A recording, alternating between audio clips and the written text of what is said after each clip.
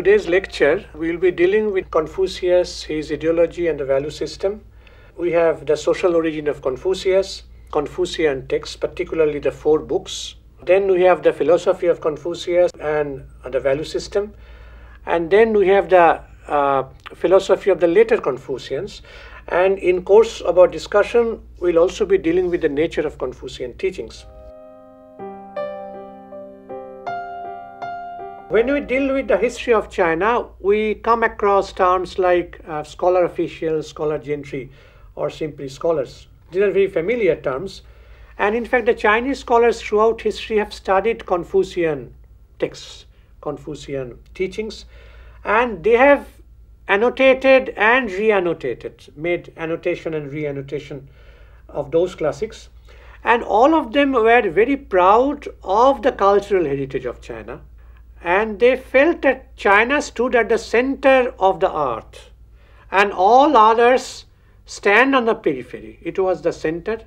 This was the middle kingdom idea, middle concept idea. China stood at the middle and all the countries of the world stood on the periphery, on the borderline.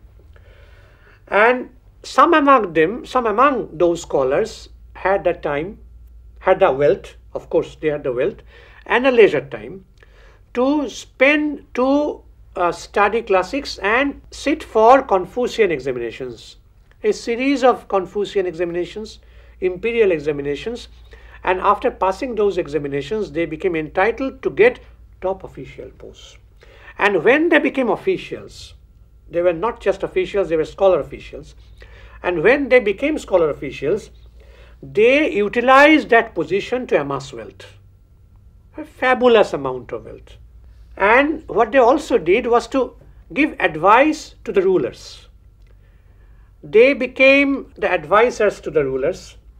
They wrote dynastic histories.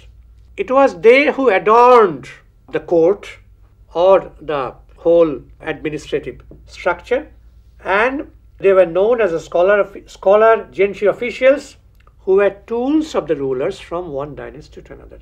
So it was these gentry or scholar officials who became very important in the ancient history of China.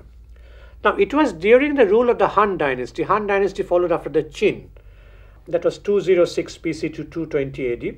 That Confucianism became the official doctrine of the ruling state. And Confucius was transformed into a model for scholars, transformed from a model for scholars into a patron saint of the scholar officials. Now the question is, why is Confucianism so powerful? And in fact, from then on, that is important, it was from then on for about 24 centuries. It was the Confucian teachings which bound the Chinese society together. And the Chinese children, they were advised, they were taught to recite Confucian classics, Confucian ethics in their schools, right from their school days.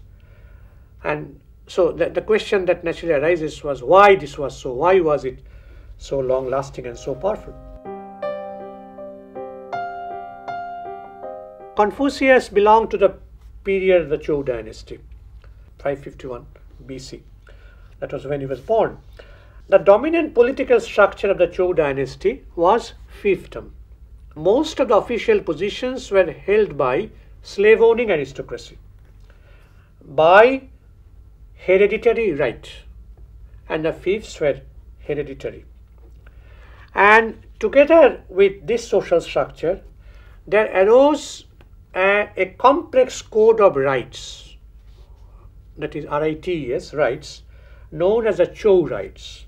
And it was those Zhou rights which governed the states, their rulers, their rights and duties and privileges, from the highest to the lowest in the hierarchy. And these Zhou rights were regarded as unalterable principles, like those which govern and regulate the movements of heavenly bodies. Confucius was born in an aristocratic family.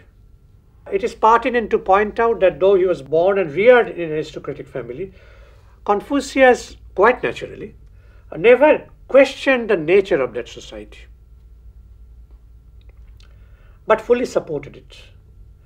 And in fact, he developed that society or contributed to its own development by formulating theories on various aspects of the nature of man and of the outside world. As I have pointed out earlier, that towards the end of the spring and autumn period, the slave-owning classes had been declining, and there was growing unrest and uprisings by the slaves. Big states had been conquering small states like our 16 Mahajanapado's time. The only difference was that we have in China there were hundreds of such states. According to one account, there were 1,800 states in China. And those who were big, they started to gobble up the smaller one. And ultimately it came down to 100 or something like that in course of time over some centuries. Now that was the spring and autumn period, and we have also the warring states period. That is what is warring states period is all about. And an advanced mode of production emerged. That was a feudal mode which gave rise to social economic progress and a new social class, the feudal class. Now, Confucius was against both the risings by the slaves as also against the feudal forces. And he always talked about return to the rights, that is, return to the true rights. That is, he wanted to let the slave-owning aristocrats return to power. Return to rights means return to power. Now, this period, the spring and autumn period or the warring states period, these were periods of tremendous turmoil, no doubt, but side by side it was a period of great cultural blossoming and 100 schools of thought. Confucius simply represented one school of thought, and along with others, he was a teacher. Like Buddha, he was a teacher.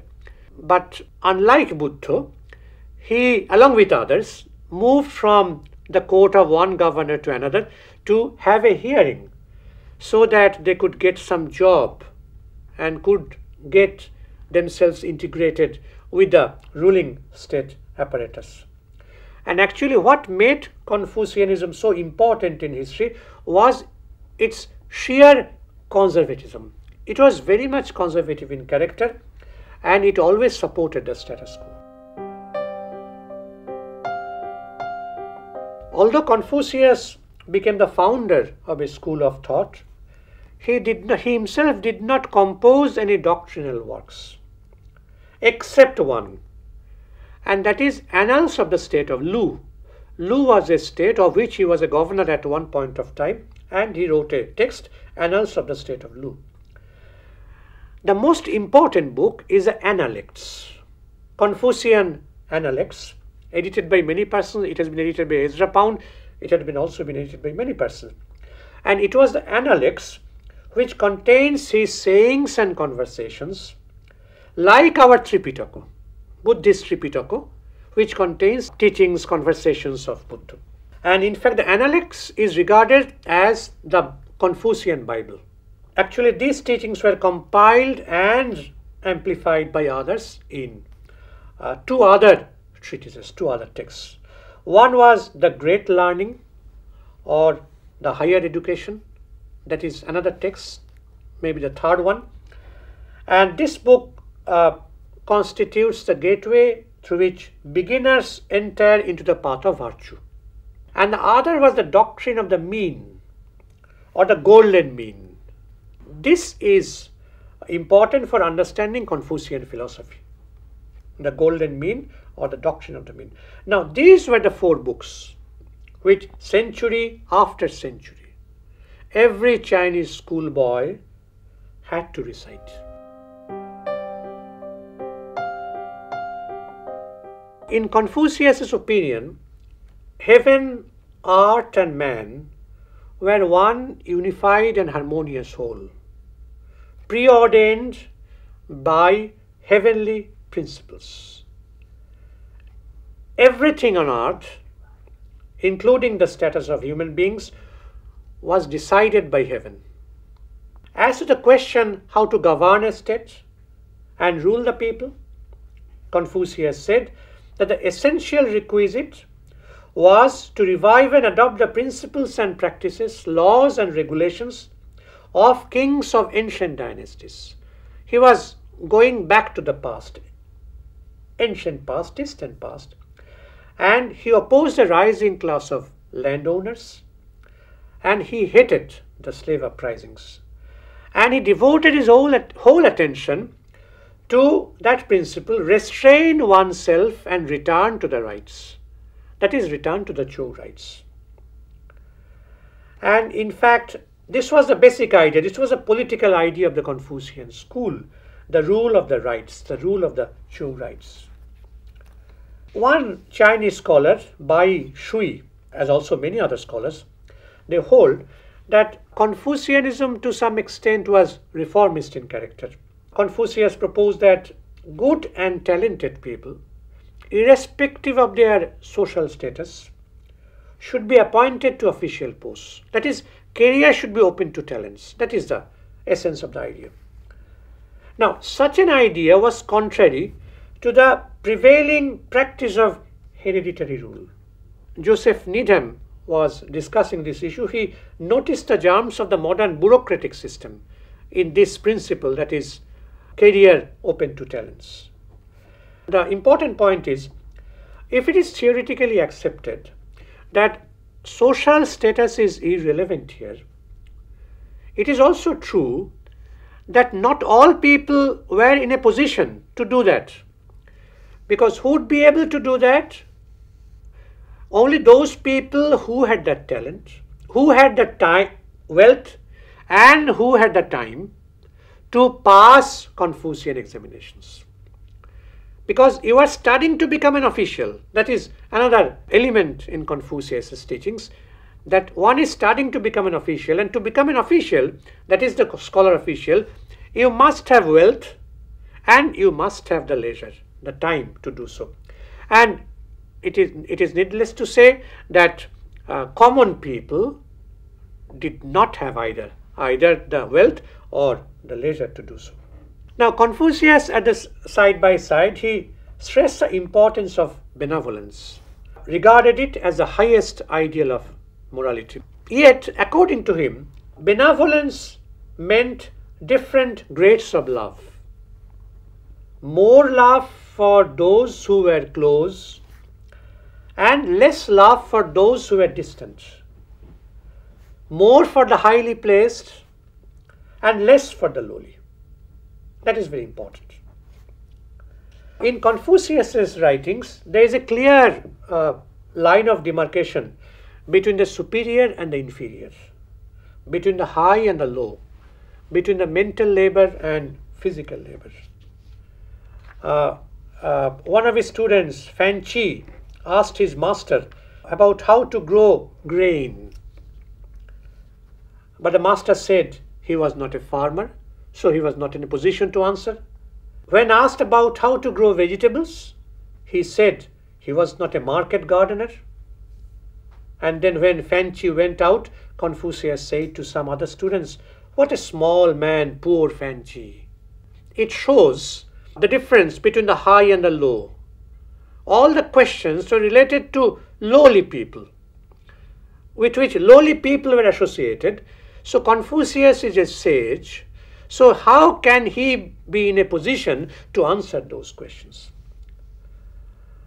After Confucius' death, we have his disciples, a long list of disciples, and disciples of disciples, and so on and so forth. And that is the reason why the Confucian ideology continued for 24 centuries. It is something totally unprecedented. The most important follower or disciple of Confucius was Mencius. Like Confucius, he also divided human beings into two main classes, the superior and inferior. The former was knowledgeable and wise, and the latter was stupid. And this was also unalterable. We are citing a few quotations to show this class division. One who does not know the mandate of heaven cannot be a superior man. One who does not know the rights cannot stand up as a man. The superior man fears heaven, important people, and the worship of sages. The inferior man does not understand the mandate of heaven, is disrespectful towards important people, and insults the worship of sages. The superior man thinks of virtue. The inferior man thinks about the soil. The superior man is diligent in governing the state. The inferior man exerts his physical strength. Those who work with their minds govern. Those who work with their hands are governed. Women and inferior people are hard to nurture. They are hard to get along with. They get out of hand when befriended and resent it when kept at a distance. As one can see, some ideas clearly emerge from these statements. First of all, the society is divided into classes between the superior people and inferior people. That is one. The second is that it also highlights the difference between mental labor and physical labor. That must have been particularly sharp in those times. And in fact, this difference, incidentally, is one of the three great differences which, in Marx's opinion, emerged in course of the emergence of class society. And the third one, women were also treated as inferior people.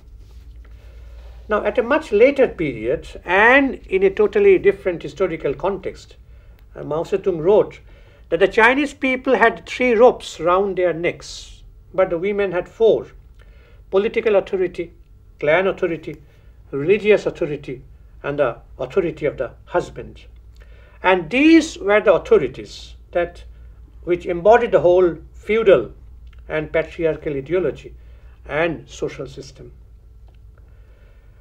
Now, the philosophy and the value system raised by Confucius and his followers became urgent after 1840, when China suffered humiliating defeats during the time of the First Opium War, and the Treaty of Nanking was signed in 1842.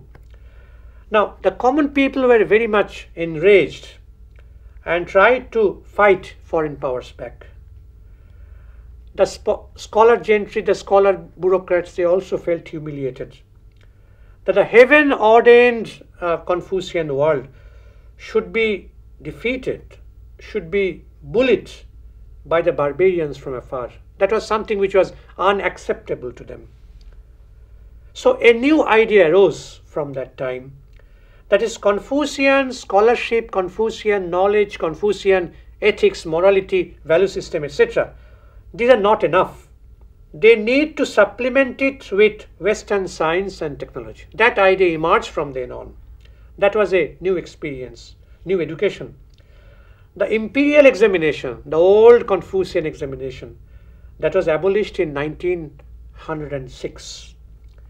And modern schools on Western lines, particularly American patterns, these were introduced. Sir, it is evident that Confucius upheld the slave society and he supported the slave owning class. But later, since Confucianism had a hold for 24 centuries, later with the emergence of feudalism, did it also, upheld the feudal structure or complement it somehow? That is an important part of Confucian teachings. Confucius belonged to the slave owning dynasty. That was a period of the Zhou dynasty, Eastern Zhou dynasty. It was a slave society. There was a slave owning nobility. And he always championed the principle of return to the rights and always told about studying to become officials. And when he was alive, during his lifetime, he opposed the newly emerging feudal forces, and definitely he also opposed, quite naturally, the slave rebellions, the slaves. But when he died, after his death, and when his tradition was continued by his disciples, his followers, for centuries together, the society had also underwent a change.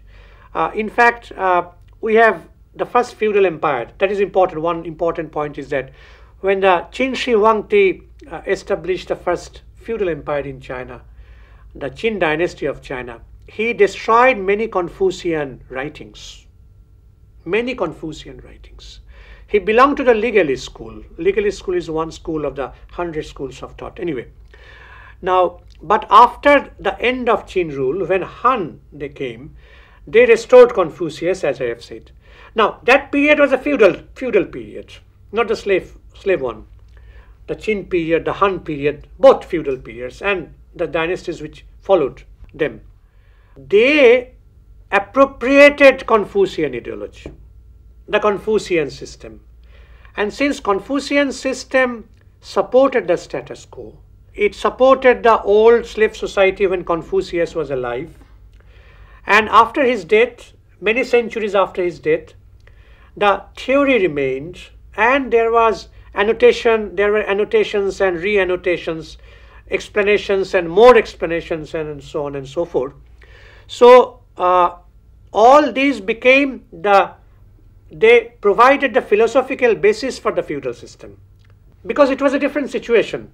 So feudal society, feudal forces absorbed Confucius at a later period when they were firmly entrenched in power, like the slave owners during the time of Confucius himself or earlier period. So the situation was different in a new period. So Confucian ideology served the slave society earlier, and it was serving the feudal system later, because the tradition continued and the system of scholar officials providing philosophical basis, giving advice to the rulers, writing court histories and other things, they became very much part of the existing ruling state apparatus in the subsequent centuries during the feudal epoch. That is how the same ideology, of course, with changes, there were additions, newer and newer additions. They were serving a new system now. There is a feudal system, and a new system also welcomed that ideology into their fold, and that became a part of the state apparatus. What do the 100 school of thoughts deal with? It was 100 schools of thought deals actually with the period of the spring and autumn period. Spring and autumn period was a period, as I have said, cultural blossoming, and there are many schools of thought emerged. Confucian ideology was one, Taoism was another, Mohism was another, legalist school, the most important of them, legalist school. And this is important because legalists wanted to have one unified legal system throughout the country. In the earlier period, before the coming of the Qin, during the time of the Zhou dynasty, Eastern Zhou dynasty, different provinces, different states had their own legal system. There was no one unified legal system. But since there was an emergence of new forces, feudal forces, there was a need for one unified legal system that would unify China. Political part was done by the Qin Shi Huangdi, who defeated his rivals, important rivals, in battle. And he belonged to the legalist school also, Qin Shi Huangdi. And he, naturally the legalist school served because he developed in one uniform legal system. He introduced the legalist system and he destroyed all other writings, Confucian writings, and only introduced the legalist writings. Of course, there are many things which survived the onslaught. It was not possible for him to destroy or burn all Confucian writings. Otherwise, we were not in a position to get any Confucian writings at all. The similar was not, it was not exactly the similar situation regarding the Lokayato school of thought. The Lokayato Charbak school, Charbak's writings are all lost, destroyed by the Brahmins in our country. Nothing remained. Only through Purva Pakho, that is through their enemies, through their adversaries, that we come to know of. Now, that did not take place. Anyway, so legalist school was an important school of the 100 schools of thought, which became very important and which formed a theoretical basis of course, which advocated one unified law throughout the country, and which became, apart from other things, became the philosophical basis of the first feudal empire, that is the Qin Empire, established by Qin Shi Huangdi. Now we'll make a brief summing up of what we have discussed so far. Now we have been dealing with the nature of the Chinese society and the various social groups and classes from the bygone days. We highlighted particularly the gentry, the scholar gentry or the scholar officials, which became the real ruling classes in China. And we have also covered Confucius, his ideology and the value system, his ethics, morality, etc. We have also tried to explain how the Confucian ideology could have such a long-lasting impact, long-lasting hold, grip over the Chinese society and polity.